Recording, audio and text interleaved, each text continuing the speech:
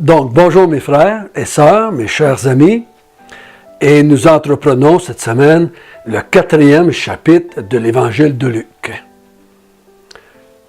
Chapitre qui est connu surtout pour les tentations de Jésus au désert. Nous allons commencer par la prière, si vous voulez bien. Notre bon Père du ciel, il est bon de s'arrêter à tes pieds parce que tu es notre Dieu, notre Créateur. En toi habite la sagesse, l'intelligence. En toi habite toute connaissance. Et c'est pour ça qu'on veut que tu nous enseignes, et que tu nous parles et que tu nous instruises. Qu'est-ce qui s'est passé vraiment dans ce désert quand Jésus a été tenté par le diable? Donc, conduis-nous au nom de Jésus. Amen. Comme je fais d'habitude, il faut prendre le temps de placer notre texte dans son contexte. Il ne faut pas oublier, n'est-ce pas, qu'il y a eu 3 chapitres avant aujourd'hui. Et qu'il ne faut pas oublier qu'est-ce que nous avons appris sur la personne de Jésus avant d'arriver au chapitre 4. Parce que des fois, on l'oublie, et là, on part dans une autre direction. Qu'est-ce qu'on sait de Jésus dans les 3 premiers chapitres? Zacharie, il nous a dit qu'il y aurait un prédécesseur qui s'appelait Jean, et que Jean préparait un peuple bien disposé pour son arrivée. Ensuite, on a dit que Élisabeth nous a dit, c'est lui qui va enlever l'opprobre d'Israël, la honte d'avoir été rejeté par Dieu et d'être sous l'esclavage, qui est un signe que Dieu avait abandonné le peuple. Ensuite, Élisabeth a dit à Marie, tu es la mère de mon Seigneur. Donc, elle appelle Jésus son Seigneur.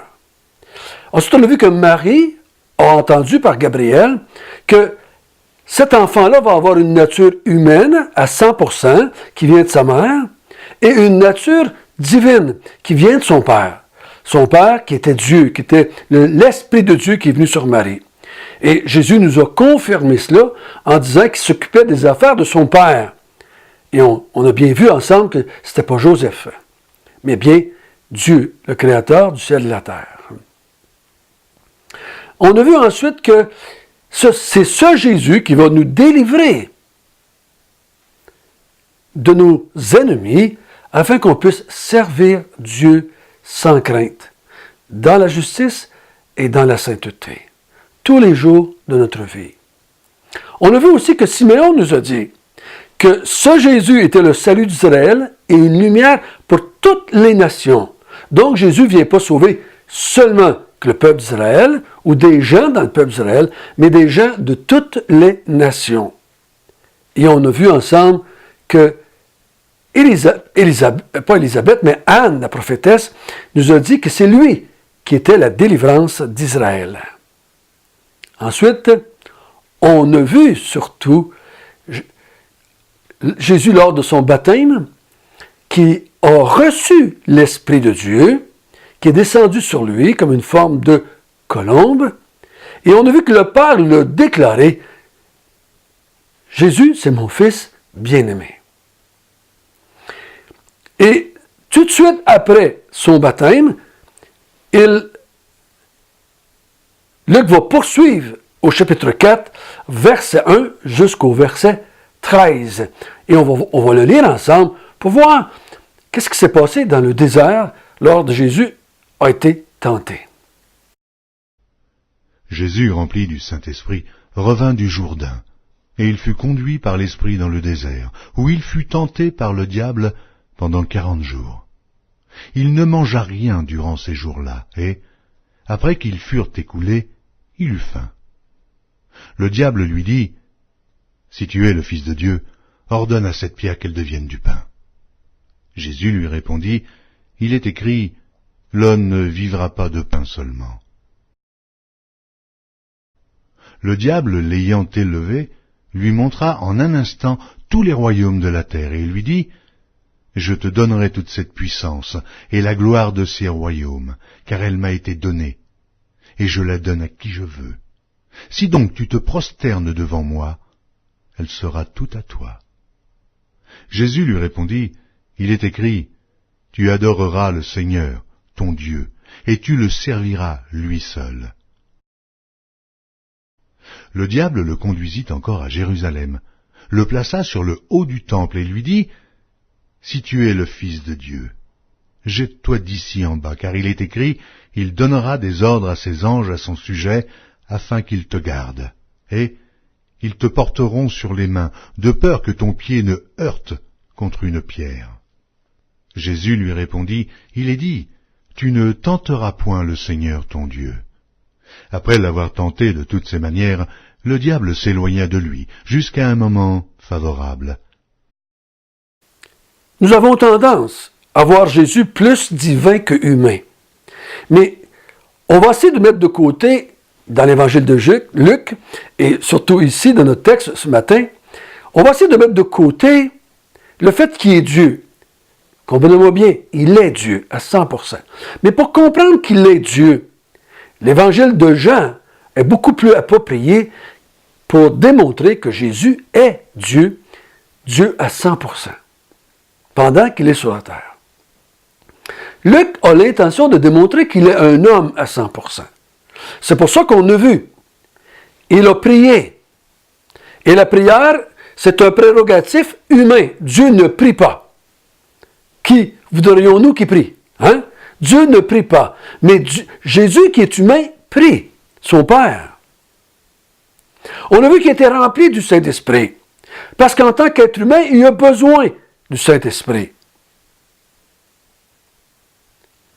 Et aujourd'hui, nous allons voir que Jésus a été tenté. Ceci nous prouve encore beaucoup qu'il est humain.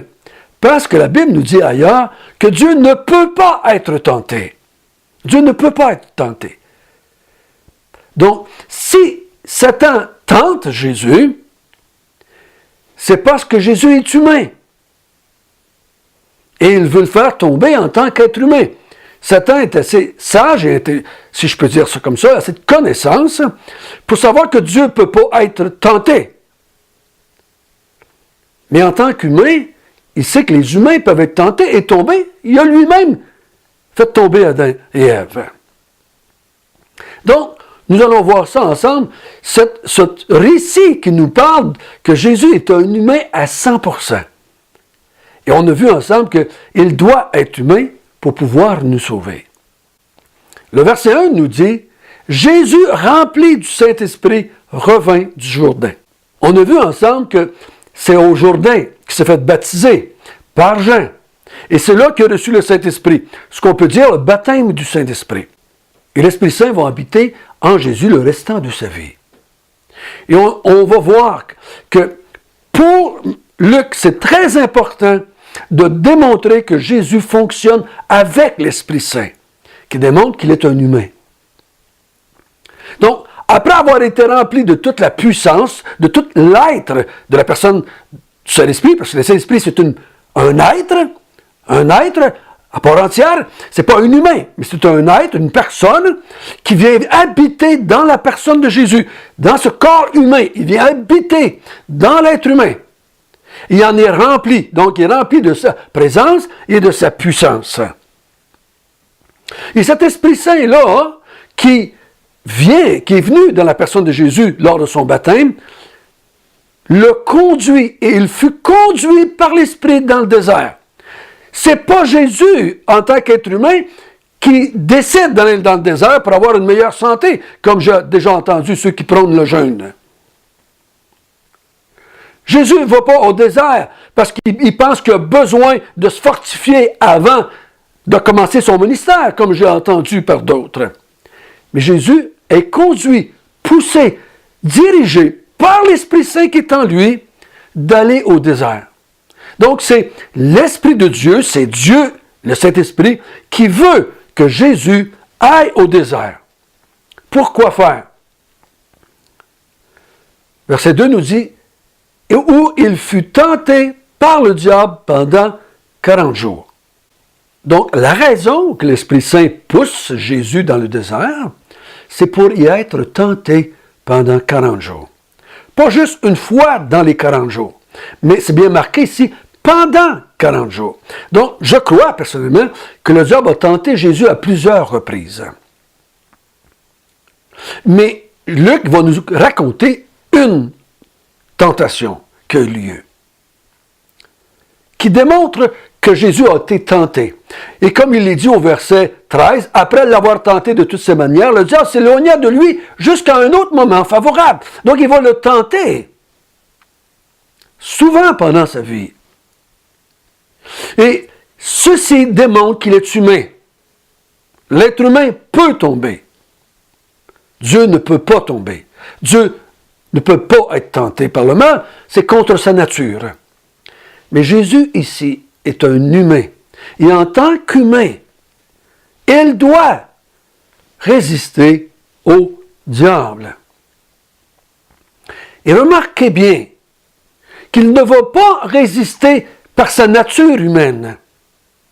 Il va résister au diable avec deux choses, le Saint-Esprit et la parole de Dieu.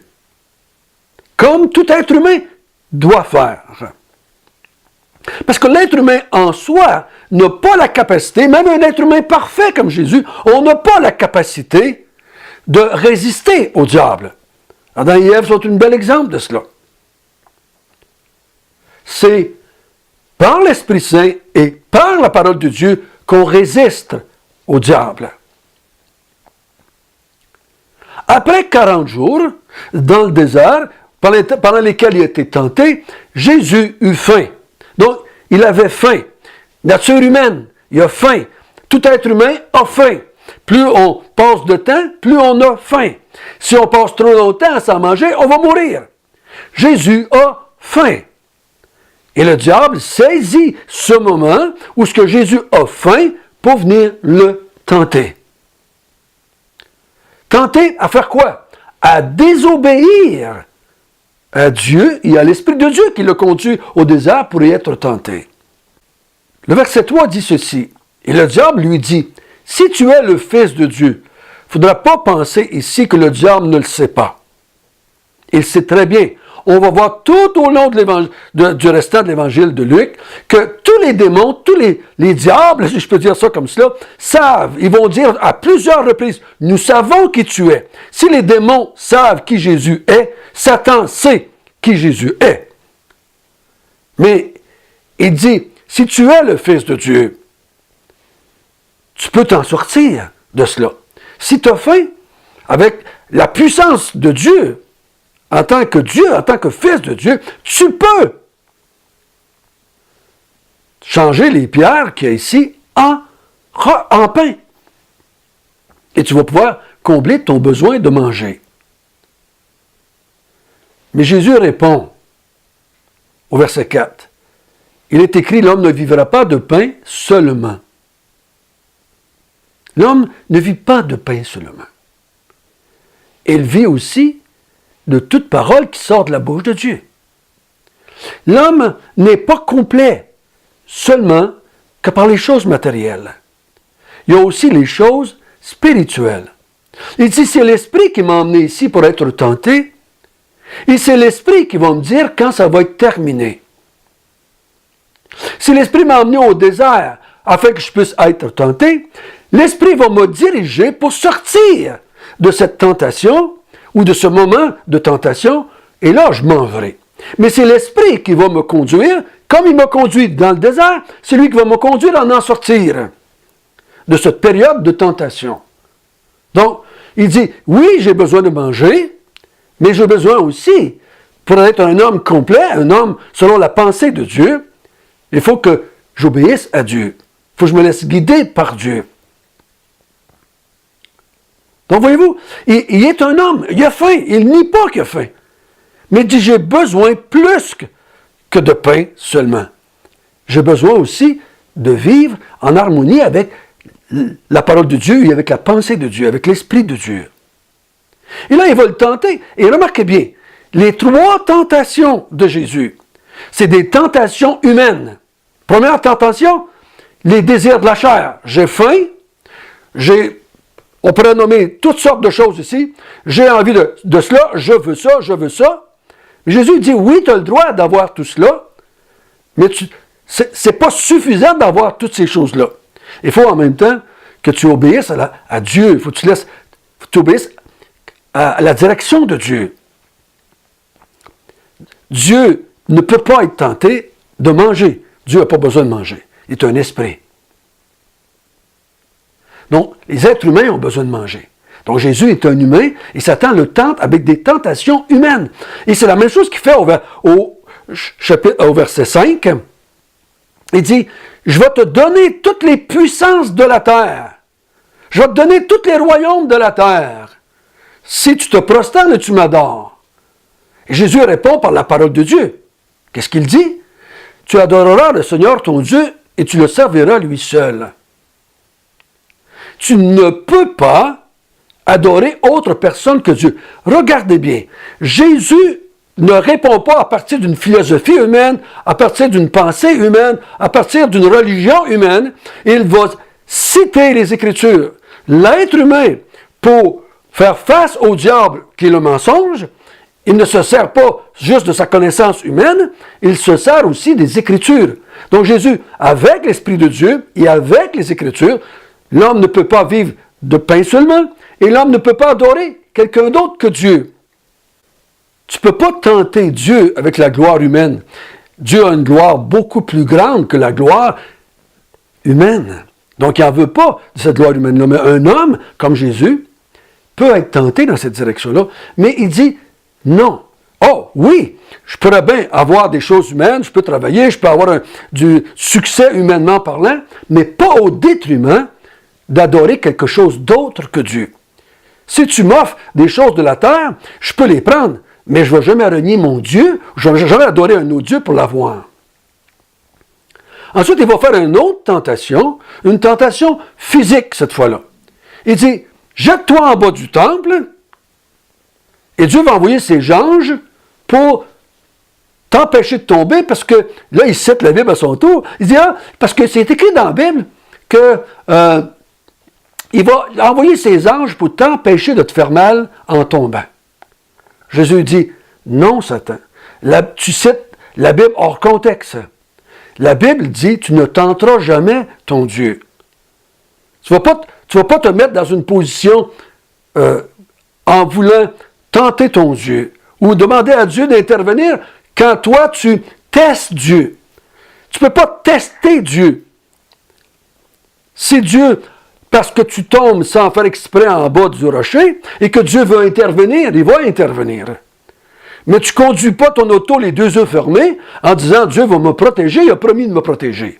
Ça, c'est tenter Dieu, c'est de tester Dieu. Il dit « Tu ne peux pas faire ça ». Remarquez bien, Jésus, en tant qu'être humain, doit utiliser l'Esprit de Dieu qui est en lui, utiliser la parole de Dieu qu'il connaît pour repousser Satan. Il n'a pas utilisé seulement que sa connaissance humaine et sa bonne volonté humaine ou son intelligence seulement humaine, mais il utilise l'Esprit de Dieu qui est en lui parce qu'il est rempli de sa puissance, il est rempli du Saint-Esprit et il connaît les Écritures, donc il dit je ne peux pas faire ça parce que la Bible dit ça, Dieu dit ça. Je ne peux pas faire ça parce que Dieu dit ça. Je ne peux pas faire ça parce que Dieu dit ça. Donc Jésus est un humain à 100%. Et il emploie les moyens que Dieu a donnés à l'humain pour résister au malin. Le Saint-Esprit et la parole de Dieu qui est la vérité. Pour faire barrage au mensonge qui vient de Satan. Voyez-vous, Jésus est un être humain. Mais un être humain, qu'on a un exemple ici, qui n'a pas tombé dans le péché. Il va toujours être tenté pendant son 3 ans de ministère. Mais il va toujours utiliser le Saint-Esprit et la vérité qui est dans la parole pour repousser le diable. Notre Sauveur est un homme qui a utilisé le Saint-Esprit et la parole de Dieu pour ne pas pécher, afin d'être l'homme parfait qui obéit à Dieu pendant toute sa vie et qui peut offrir sa vie pour ceux qui ont péché comme nous. S'il avait tombé dans un seul péché, il ne pourrait pas nous sauver, car il aurait besoin, lui tout, d'un sauveur. Notre bon Père du ciel, merci de nous avoir donné un bel exemple de la capacité de Jésus de résister au malin. De nous avoir donné un bel exemple de son humanité, parce qu'il a été tenté comme nous, mais il n'a pas tombé. Par la puissance du Saint-Esprit et par la connaissance des Écritures. Au nom de Jésus, Amen.